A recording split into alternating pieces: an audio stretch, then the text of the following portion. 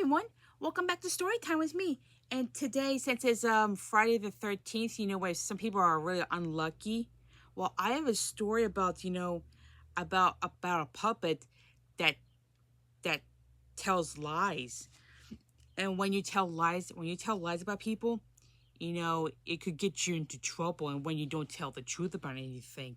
So this is what happens about a puppet named Pinocchio, but when he tells lies. So that's gonna be today's story right here. So let's find out in today's story about Pinocchio.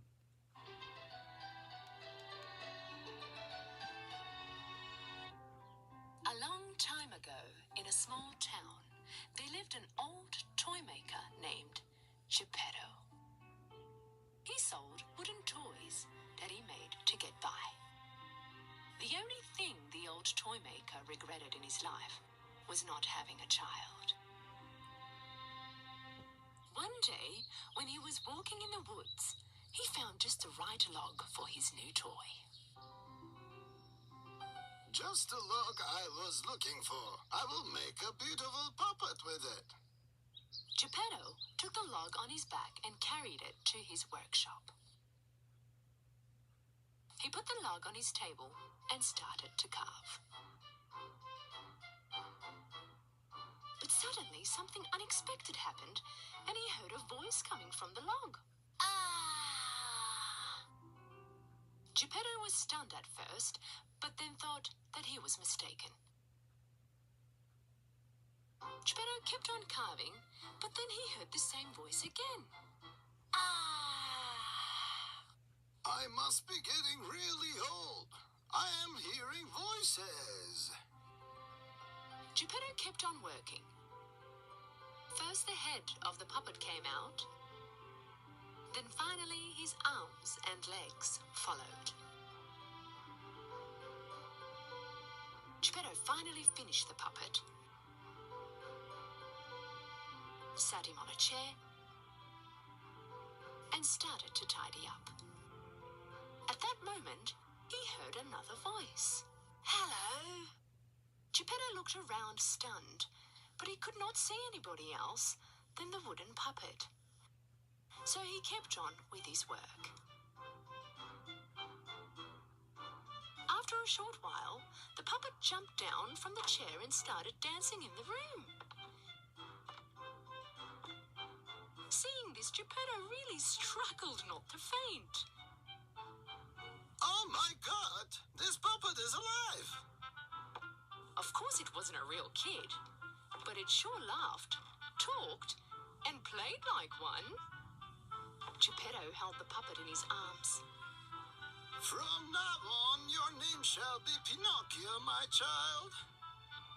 Geppetto and Pinocchio started to have happy times together.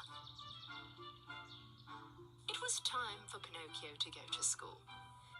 But Geppetto did not have the money to buy Pinocchio his school stationery. Therefore, he sold his coat and gave the money to Pinocchio.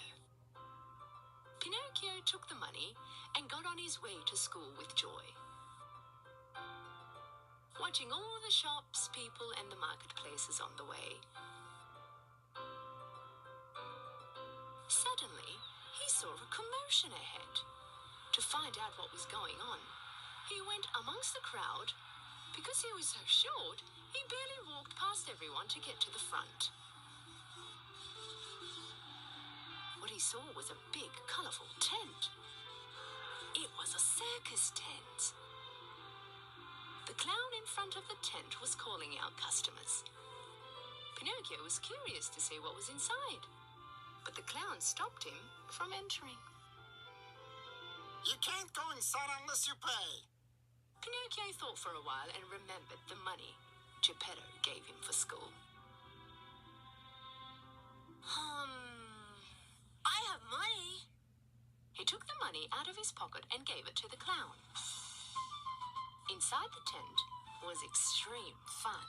He saw puppets playing on the stage in the middle of the tent. Hey, they're also made out of wood.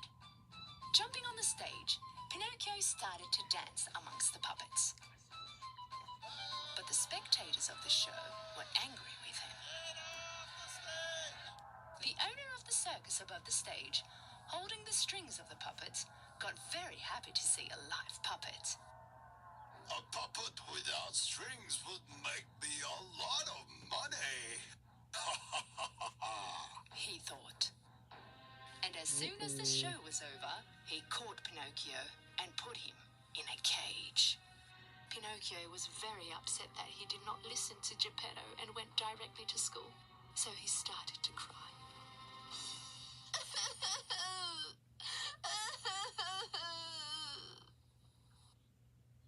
Seeing how regretful Pinocchio was, a fairy appeared right next to him. You should have done what your father told you to do, but I see that you are aware of your mistake now. That is why I will save you, but don't you ever do the same mistake again. Pinocchio was very happy. He wiped his tears away. But I have no money. How am I going to go to school now? The fairy cast a spell, and money appeared in Pinocchio's hand. Do not waste this money. Go straight to school. The fairy took Pinocchio out of the circus. Singing with joy, Pinocchio was on his way to school once again. La la la la la la la la la la la la la. Seeing Pinocchio joyfully singing, the shifty fox and his friends, the cat, cut Pinocchio's way. And they made a plan to take away Pinocchio's money. Where are you going so joyfully anyway? I'm going to buy some stationery and go to school. This money won't be enough for stationery. If you do as we say, you'll have much more money. What do you want me to do? You'll give us that money and we'll plant it in the magic field. And you too can have a money tree. You can go and pick the money up whenever you need. The naive Pinocchio believed everything Fox had said and gave away his money. Taking away the money, the fox and the cat quickly got away. Being left alone, the fairy appeared next to Pinocchio again. Why aren't you still at school? Did you get the stationery with the money I gave you? Actually, the fairy knew that he gave his money to the fox. She warned Pinocchio. Don't you lie to me, or I will punish you. Pinocchio did not listen to the fairy and lied anyway. I bought the stationery but left them at school. As soon as Pinocchio finished his sentence, his nose started to grow. Are you telling the truth? As he told more lies, Pinocchio's nose kept on growing and growing. At the end, he couldn't even move his head. But how? What is going on? Finally, he realized his mistake and told the fairy all about what had happened. Seeing that Pinocchio had taken the right path, the fairy brought his nose back to normal. I am forgiving you because you told the truth. With another spell, she gave back the money the fox had taken. And she once more warned him not to waste any more of his money. Holding the money in his hand, singing along, Pinocchio started to walk again. But this time round, he was facing another type of danger. The circus owner that had captured him was standing right there before his eyes. Because he had gotten away, the circus owner was very cross with Pinocchio. He wanted to punish him. He caught Pinocchio and threw him in the sea. When Pinocchio fell over into the sea, he did not sink. He stayed afloat on the water because he was made of wood. Pinocchio really liked this feeling and started to swim by moving his arms and legs. And it all happened while he was swimming to the shore. Hey, what's going on? Where am I? Pinocchio suddenly found himself in a dark place. He looked around but could not see a way out. Actually, Pinocchio was was swallowed by a giant fish, and now he was sitting right in the middle of his stomach. Meanwhile, Geppetto was worried about Pinocchio, and he went out to search for him. Pinocchio! Pinocchio! Finally, he had reached the shore where Pinocchio was thrown in the sea. He asked the fishermen whether they had seen his son or not. One of the fishermen remembered the boy Geppetto was asking for, and he told him that he fell down in the sea. Geppetto asked the fisherman for help. Knowing how good a person Geppetto was, the fisherman could not refuse to help. And so he gave him a small boat to save Pinocchio. Geppetto jumped on the boat and sailed to the sea. After a while, suddenly, a big storm had begun. The small boat could not handle the big waves anymore and collapsed. And Geppetto found himself in the middle of the sea. Geppetto was old and also did not know how to swim, so he started to sink deep into the water. Right at that moment, the giant fish which had swallowed Pinocchio also swallowed Geppetto. Geppetto slid down the fish's throat straight into his stomach, and he heard the crying voice of a child. He, of course, recognized this voice right away. Pinocchio, my son, I finally found you. I was so worried. Hearing his father's voice, Pinocchio hugged Geppetto in tears. I'm so sorry I didn't listen to you, Daddy. Forgive me. I will always do what you say. Seeing that this time Pinocchio was really sorry, the fairy decided to rescue them. She took Geppetto and Pinocchio out of the fish's belly and flew them onto the shore.